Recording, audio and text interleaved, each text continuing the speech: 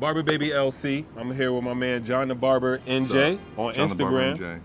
He just did an excellent design. We're gonna put that at the end of this video, but you know, we're just doing a quick little synopsis: who you are, who, what, when, where, how. All right. So Thank you. Who you are? Well, my name is Jonathan Fernandez. Okay. I've been cutting hair for about 15 years plus, maybe a couple give and take. But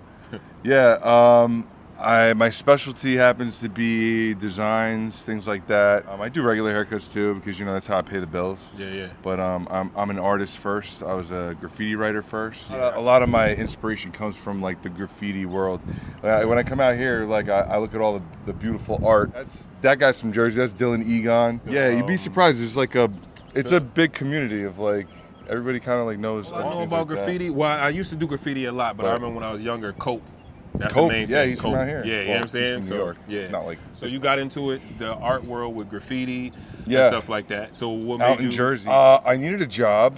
I was gonna start doing like caricatures, and me and my buddy, we used to take the train out to New York. We used to come out here and we used to like draw people, and and we were both graffiti writers. So we used to do it together. And he started working at Great Adventure doing caricatures, and I tried getting a job there, and I didn't get the job, and I was like, maybe that's not for me. But I wanted to do something that was artistic, and I figured like hair was like pretty artistic. Yeah. But I also needed to make money.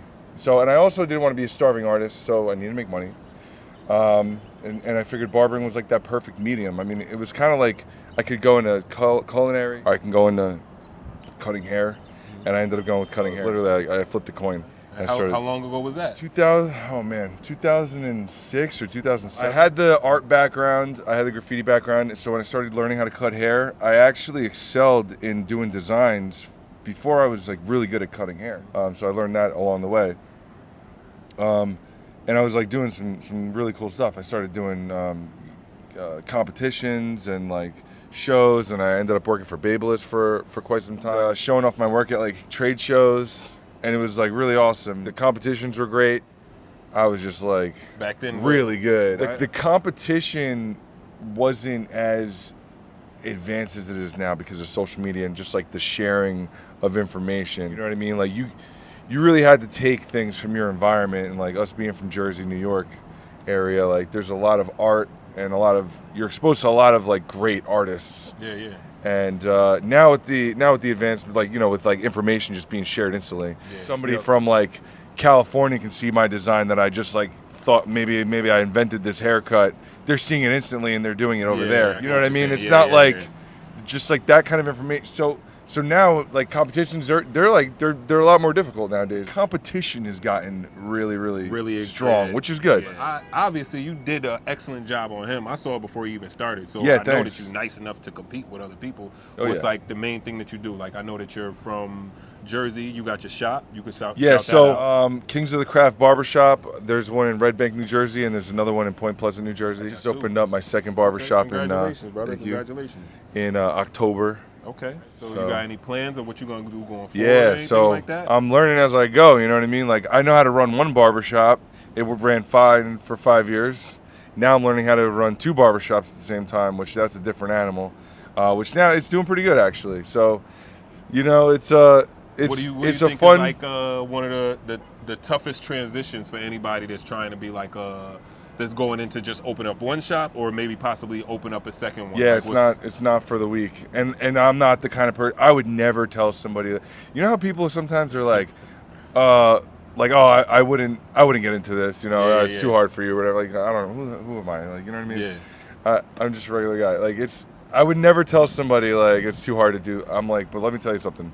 When I open up my second shop, oh man, it's a lot of juggling, especially with like kids and stuff and like, but if you have like a good plan in place, and my whole thing is like education. Like I love training my guys. Okay. So I'm like, that's what motivates me. I love going in every day and just like, I'll get new guys from like school and teach them. My girl actually, she was working at Quick Check.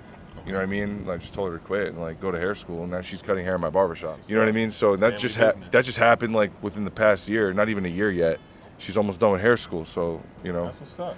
and I love doing that because like that's the future of like your business. It's constant growth. Is this your first event that you've been to like this? Like, because I know you've No. been to the CT Expo before, right? Yeah, Or- no, yeah. I go to every event that I can. Okay. And for the Is past. this the first one you're doing like education and stuff, or? No. I used to work for Babyliss for like I said, I worked for Babyliss in 2012, 13, something like that. It was before they were like a barber company. They were just a hairdresser company, Yeah. and they had like these. So what made you stop? Like- well, they built the barber team. Okay. Yeah, they got. I was a kid. I didn't even know how to, I didn't know how to teach. You know what I mean? I was Yeah, like yeah. 22 or something like that.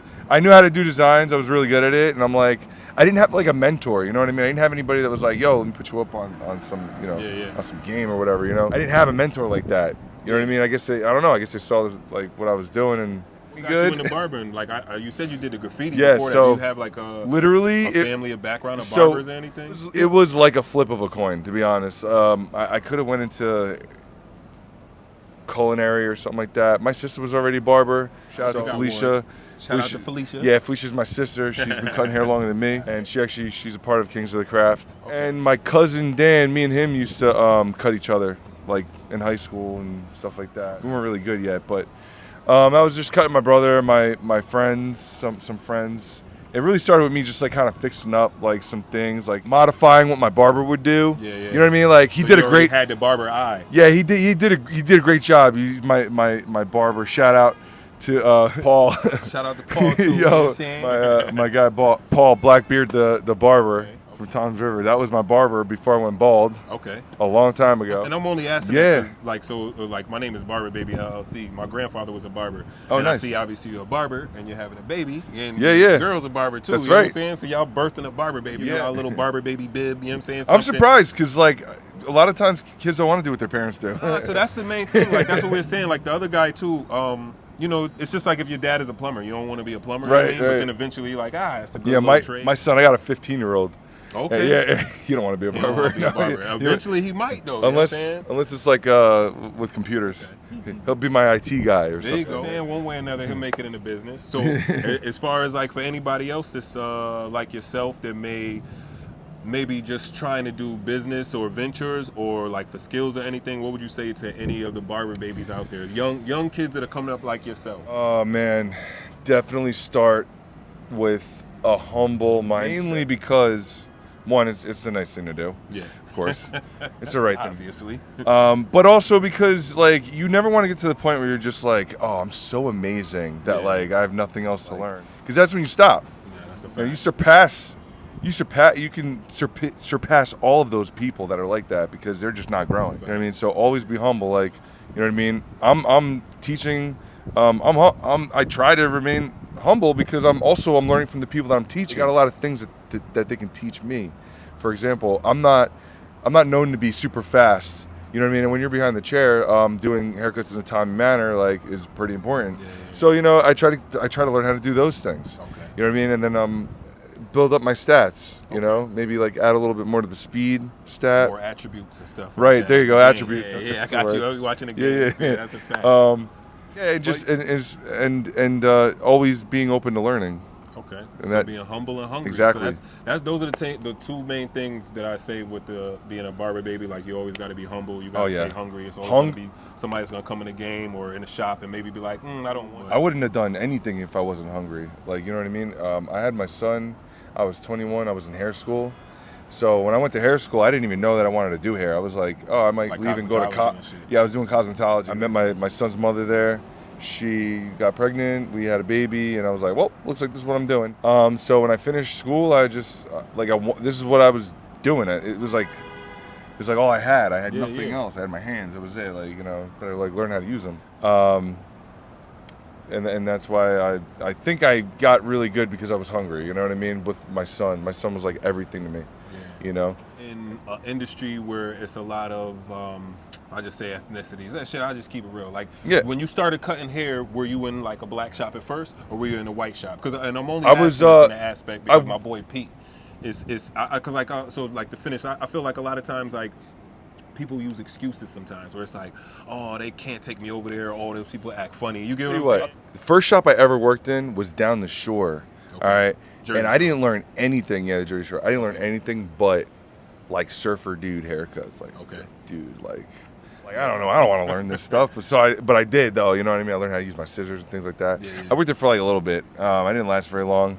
It was not the place for me. And then I moved to a very mixed barber shop. So there was a lot of ethnicities, you know, there, and it was a very hip hop centric barber shop. Everybody liked sneakers, everybody liked music, the culture, you know what I mean? And like that's more my speed, you know what I mean? That's my style. Like, so it's good because like nobody wanted to use the scissors, and I already knew how to use them because I was forced to do it at this other shop, and I'm like, oh, you know what? This is a good skill to have, you know, because there were people coming in that were like, this was like when Justin Bieber was popular, but like kid Justin Bieber with like the bang in the yeah, I got so you. kids were getting that stuff. So thankfully, I was very thankful that I knew that, and I was like, yo, it's good to like know these skills, like even though I don't want to do them, and now I do them all the time. Catching them walking, extra so money. Yeah, so I can get some nice spinning wave, or I can put a surfer haircut on you. You might go hit some waves. It's good to have a little round, you know, well-rounded.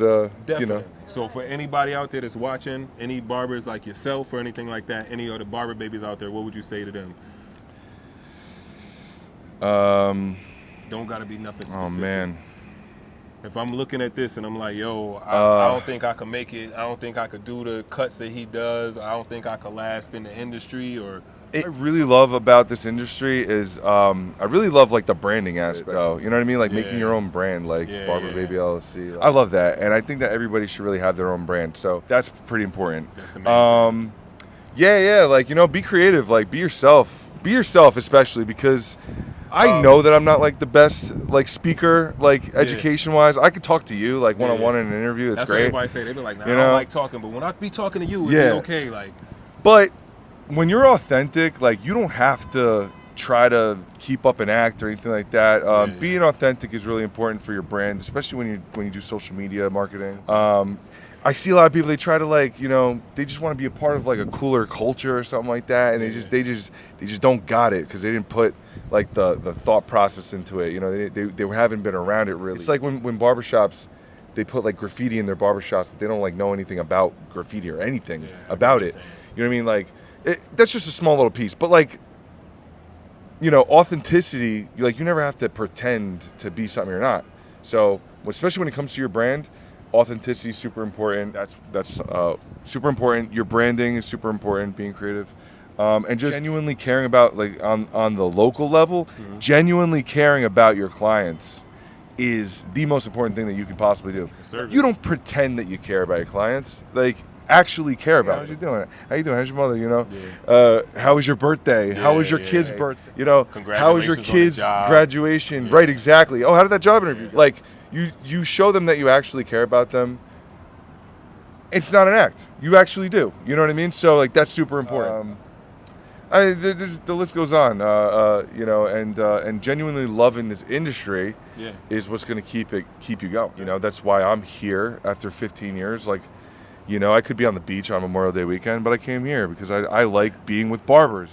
You know what I mean? It's a lifestyle, man. It's lifestyle, all my guys, they're on the beach right now. Jamie's right here with me, right? Wherever he went.